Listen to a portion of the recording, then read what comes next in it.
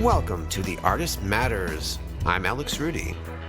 Each episode features an artist sharing their creative journey, their origins, what inspires them, their process, and offering up a little inspiration, motivation, and advice to help you on your creative journey. Whether you're doing it for fun or looking to make a living, this show will help you on your journey and let the world know your art matters. Hi everyone, welcome to The Artist Matters. I'm your host, Alex Rudy. Well, we are finally in the month of May, and some things are being lifted from the coronavirus regulations. Some restaurants are opening with the proviso that it has to be 25% capacity inside and 6 feet apart. And I think it's almost a free-for-all if the restaurant has a dining option for sitting outside. Some other medical businesses, but nothing about the arts. I think some movie theaters are trying to open. I don't know how many folded, but we'll see if anybody's going to pick up the slack. Who knows if Amazon might buy out some movie theaters. We'll see. Anything is possible, but I want to see performance spaces get reopened so people can see theater, live theater. You know, one of my guests, Katie Welch, she runs the theater. So does Stacy Sabarsky. What are they doing about that? I feel so bad that they can't perform their shows. I think I saw a post a week ago that it was the weekend that Katie's play was supposed to open. My heart goes out to you. But she's found creative ways to keep people entertained. She did a cute little challenge on requesting a bunch of people to sing Tomorrow from Annie. And it was very well edited. Spotlighted a few people singing the song at different times.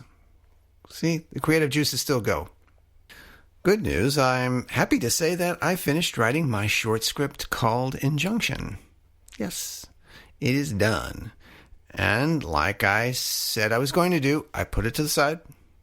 I didn't reread it, didn't do any corrections or anything. I'm moving on to my next script, which is a TV pilot. So I have other film ideas in my head, but I said, let me tackle this TV pilot because this has been floating in my head for years. And it's called Reset. The basic premise is time travel has become a tourist experience. It's a new way of vacationing. So what does that mean? You'll see. I'll keep you posted. Anyway, let's move on to today's guest. I'm so happy to get her on the show. She is a jewelry designer, a podcaster, entrepreneur. Her name is Tracy Matthews.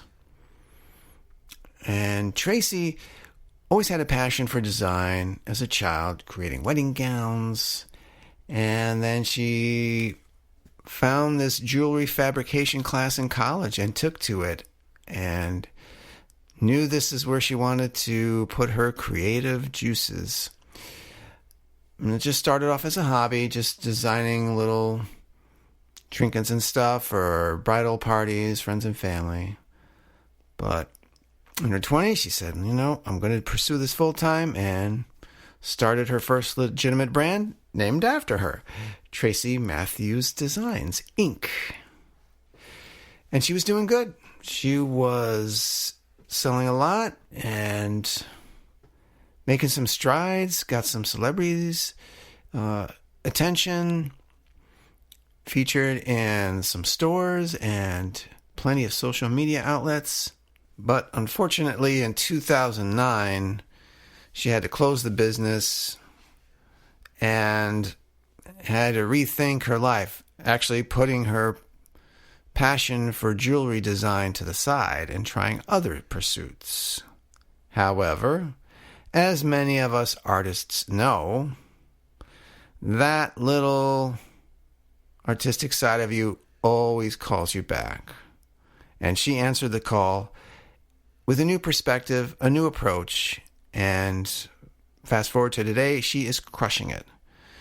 She has TracyMatthews.com, where she has all her jewelry and designs, but she also has the Flourish and Thrive Academy, which is to help other jewelers and get them to understand how to brand themselves and make lifelong customers. And as I mentioned at the top of this, she is a podcaster. The name of her show is called Thrive by Design. And she supports designers and makers with business, marketing, and lifestyle strategies. And she is crushing it. She is an entrepreneur who's doing what she loves, channeling her creative skills and talents into jewelry and other things, helping others. And she goes into where this comes from. That's one of the things I love so much about artists, those who know they can help their fellow creatives thrive and flourish. It's a perfect name for her academy there. I was very grateful to get her because she is so busy. But she reached out to me when I posted that I had a podcast on the Don't Keep Your Day Job Facebook group and said she was interested. I'm like, oh, wow, because she has been interviewed by Kathy Heller, and she's had Kathy Heller on her show, too. So, wow. It's good company. So, without further ado, let's get into this and enjoy my chat with Tracy Matthews.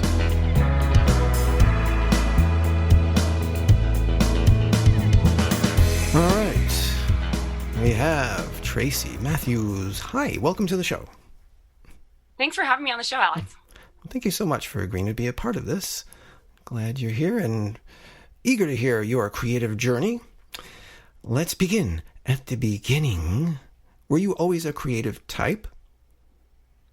I think so. You know, daydreamed a lot as a kid. And I remember when I was a young girl, like drawing, I was really into fashion. So I would draw like dresses for my Barbies. It was weird, but I used to do that. That was something that I did when I was a little kid. And I remember really loving art class. I think that my creativity manifested in a lot of different ways. Primarily, I think with the ideation stuff, because I was a big daydreamer. I remember getting lost in class a lot, letting my mind wander. And I think that's sort of like, those are some of my first creative memories, I would have to say. Mm-hmm.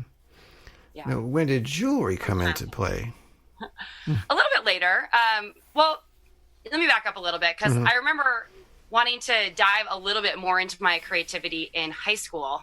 And there was this one time that my boyfriend was walking me to a painting 101 class, and he dropped me off. And even though he knew he was taking me to a painting class, he said to me, art classes are for stupid people. And I remember in that moment thinking, oh my gosh, wow.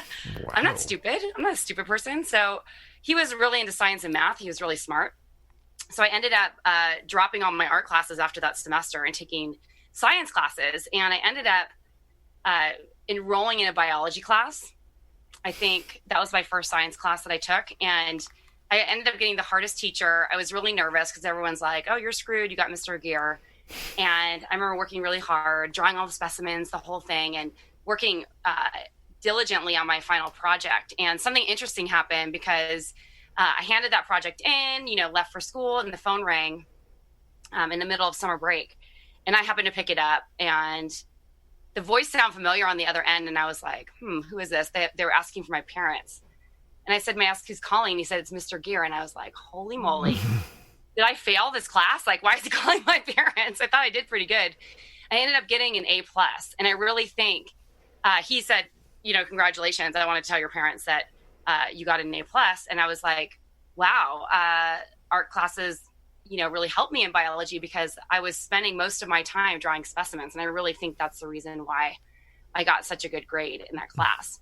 So that was a fun little experiment. And so I continued taking art classes into college. And I remember after taking some time off, going back to school and wanting to be a fine arts major, and my mom had just passed away, and I was trying to figure out how I was going to pay for school and work full time, and then also follow this passion for art that I had.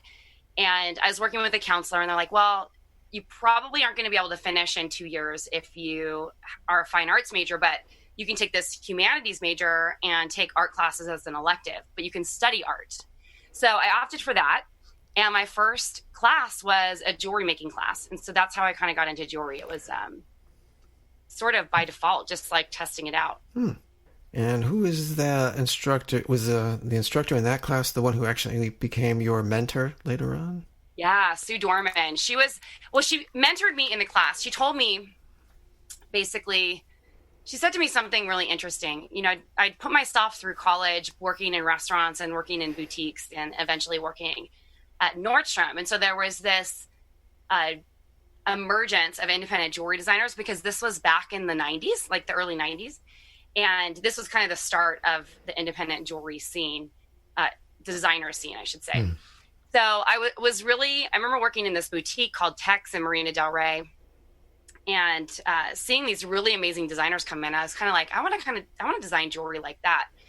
So when I took this class, I started making some cool things that were in my style. And she's like, you know, you have this really unique talent. You're like good not only at making the jewelry, but you have an eye for the design piece, which a lot of the people who come through my class don't. They're either like technical or they're artistic, but they're typically not both. And so she's like, I really think you could make this a career if you wanted to. And so I listened to that, and there was like no turning back after that point, I think. So did you graduate? I did graduate. Yeah. I took 6 years, because I took 2 years off in the middle, but I graduated. Yeah. Way back, a long time ago. So you graduate, and is it okay? I'm going straight into making jewelry after graduation. Well, I got married, and it was the beginning. This was about when I graduated from college. I think in 95 was when I officially graduated. And I got engaged. I lived in LA. I was working, and we got engaged, and we ended up getting married in 1997. And after that, we moved to San Francisco. And after the move, we were still like getting our roots settled in. My husband was looking for a job. And so about 2 years after that move is when I started my jewelry company. And it was 98 or 99, something like that. I was selling jewelry on the side for a very long time, for probably 7 years before I started my company full time.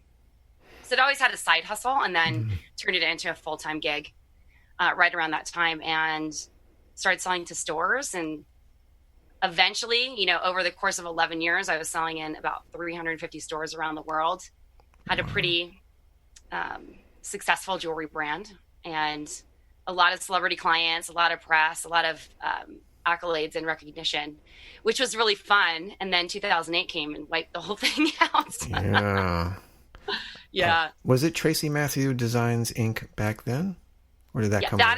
That's the name of my first company, Tracy Matthews Designs Inc. And I design still under my name, Tracy Matthews, but the model's different, because I design engagement rings and wedding bands, and mostly fine jewelry these days instead of the demi-fine jewelry that I was designing back then. And why did you go that route back then? What was it about that kind of jewelry that drew you to that? Well, I mean, I was young. I was in my 20s. I wanted to be able to wear the jewelry, and the people that were my clients were around my same age bracket. They're in their 20s and 30s, and that's what we could afford. You know, things that were in a demi-fine price point, like around 50 to 300 retail. So I think I designed what I liked. I designed what I wanted to wear, and that's sort of how I came across that not only my design aesthetic, but why I was designing in that price point.